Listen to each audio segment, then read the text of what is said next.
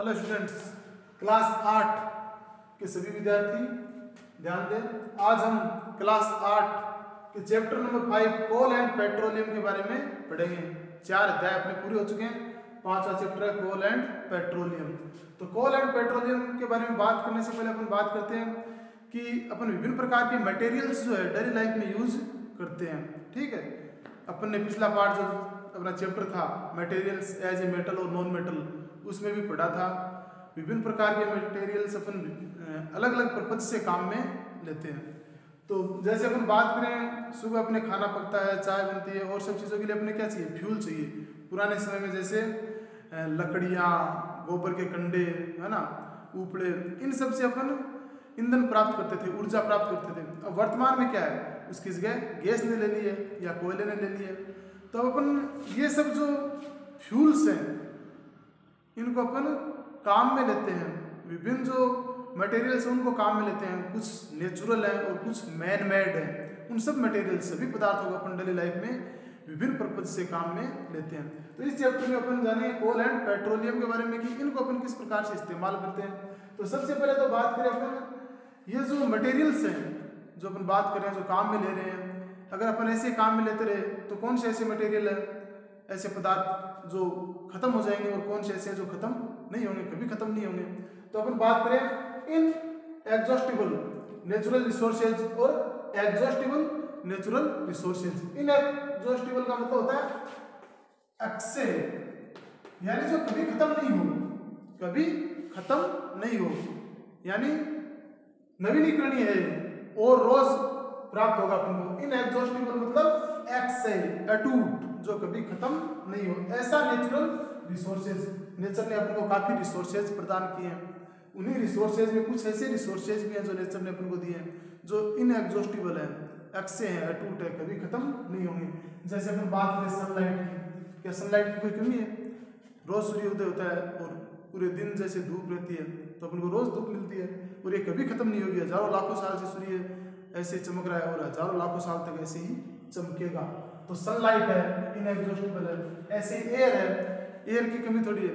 अपने एयर रोज हवाएं चलती है, खूब वायुमंडल में एयर है, वो अलग बात है कि उसकी क्वांटिटी कितनी है, ऑक्सीजन कितनी है उसमें और अदर गैसेज कितनी है। लेकिन एयर और सनलाइट ये कभी खत्म न होने वाले संसाधन है।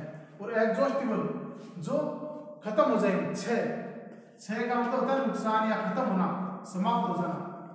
तो एग्जॉस्टिबल जो 6 नेचुरल रिसोर्सेज जो खत्म होने वाले, जो गैर नवीनीकरणीय है, गैर नवीनीकरणीय, जिनको नवीन नॉन रिन्यूएबल है, उनको रिन्यू नहीं कर सकते, इनको अपन रिन्यू कर सकते हैं। तो ये एक बार खत्म हो गए एग्जॉस्टिबल नेचुरल रिसोर्सेज तो इनको अपन पुनः प्राप्त नहीं कर सकते। एक बार ये खत्म हो गए तो इनको पुनः प्राप्त करना बहुत ही कठिन कार्य है। यानी 6 खत्म होने वाले गैर नवीनीकरणीय नॉन रिन्यूएबल नेचुरल रिसोर्सेज है। तो एग्जॉस्टिबल नेचुरल रिसोर्सेज है, उसमें अपने आते हैं कोल, पेट्रोलियम, नेचुरल गैस, फॉरेस्ट।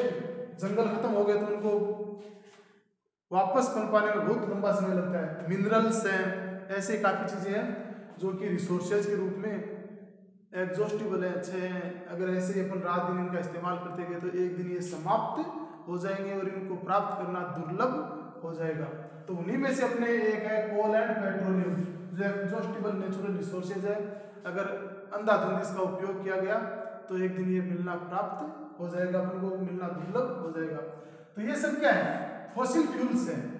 ये सब के सब coal, petroleum, natural gas, minerals, forest को छोड़ दो, इसके अलावा natural gas, coal and petroleum, ये सब के सब क्या है, फॉसिल्स हैं, जीवाश्मीय फ्यूल्स हैं, जीवाश्मीय ईंधन है। हजारों लाखों साल पहले मानते हैं कि पृथ्वी को उथल पुथल हुई, यहाँ जो भूकंप आया होगा या पृथ्वी की प्लेटें खिसकी, टकराई और सब कुछ उथल पुथल हो गया। जो पेड़ पौधे, जीव जंतु थे, सब के सब मिट्टी के नीचे दब गए और पलट गई पृथ्वी ऐसे। ठीक है, तो हजारों लाखों साल तक वो जब उच्च ताप और उस दाब में दबे रहे तो पेड़ पौधे से क्या बन गया, उनसे कोयला बन गया और जो जीव जंतु थे उनकी वसा, प्रोटीन जो थी, उससे पेट्रोलियम और नेचुरल गैस का निर्माण हुआ, ऐसा मानते हैं। ठीक है, तो ये फॉसिल्स यानी जीवों का जो अस्म है, जीवाश्म, उस फॉसिल से बने हुए फ्यूल ऐसे ईंधन है जो जीवों का अंश है, जीवाश्म है। तो जीवाश्मीय ईंधन या फॉसिल फ्यूल्स इनको कहते हैं। और उस फॉसिल फ्यूल में से कोल एंड पेट्रोलियम, ये दो इंपॉर्टेंट है जिसके बारे में अपन इस चैप्टर में पढ़ेंगे। तो सबसे पहले अपन कोल के बारे में जान लेते हैं। कोल स्कैम, कोल घोटाला आपने सुना होगा, कोयला घोटाला। तो कोयला घोटाले में भी क्या हुआ, कोयले की जो खदानें थी, माइंस थी, वो अपने चहेते लोगों को सस्ती दर पे दे दी गई और सरकार को राजस्व का, रेवेन्यू का चूना लगाया गया। तो अपन बात करें कोल की। कोल आप आगे चल के पढ़ोगे, उसके विभिन्न टाइप से पढ़ोगे, बिटुमिन्स, पीट कोयला, ऐसे एंथ्रेसाइट, लिग्नाइट आपके बाड़मेर में भी है, कपूरडी, जालिफा, यहाँ पर लिग्नाइट कोयले के भंडार है। तो कोयला, कोल, ये कहाँ से प्राप्त होता है? कोल माइंस से।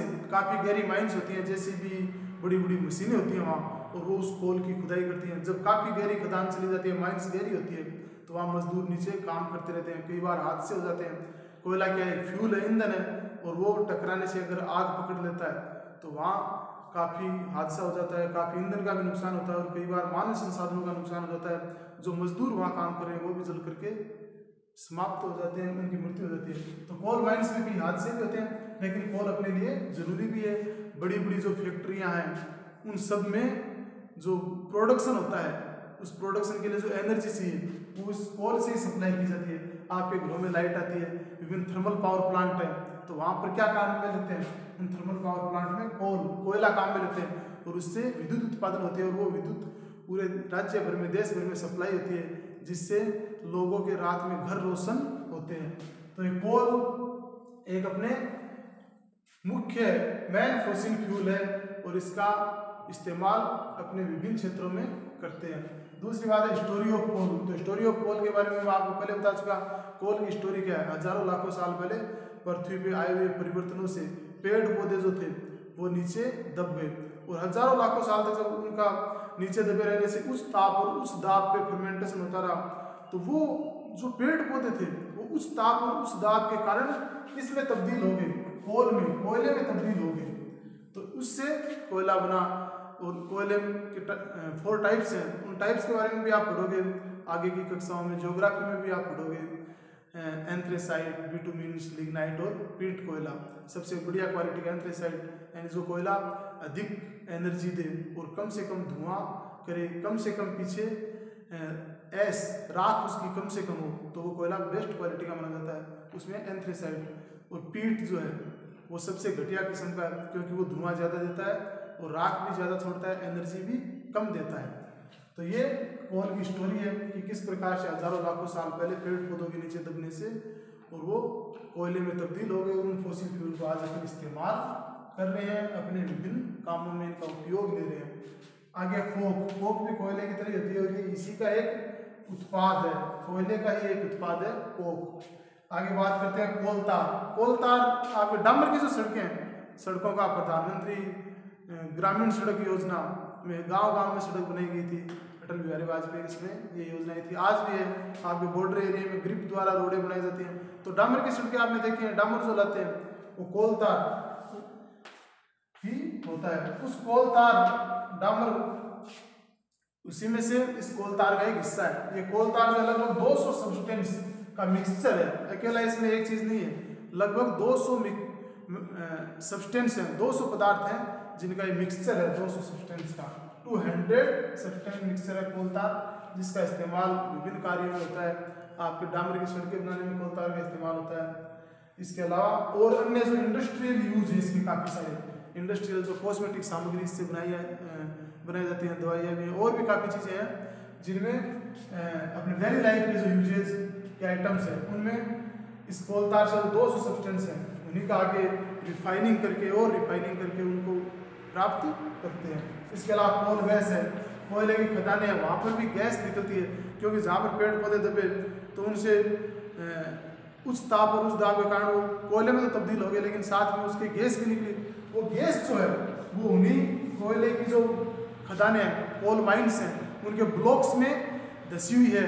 और जब उस कोयले की खदान की माइनिंग की खुदाई होती है तो उस समय अगर कोई ब्लॉक इस प्रकार से निकलता है तो उस ब्लॉक से जहाँ फंसी हुई गैस है वो भी साथ में निकलती है, और उस कोल गैस का भी इस्तेमाल एज ए फ्यूल के रूप में अपन लेते हैं, फ्यूल के रूप में इसको काम दिया जाता है।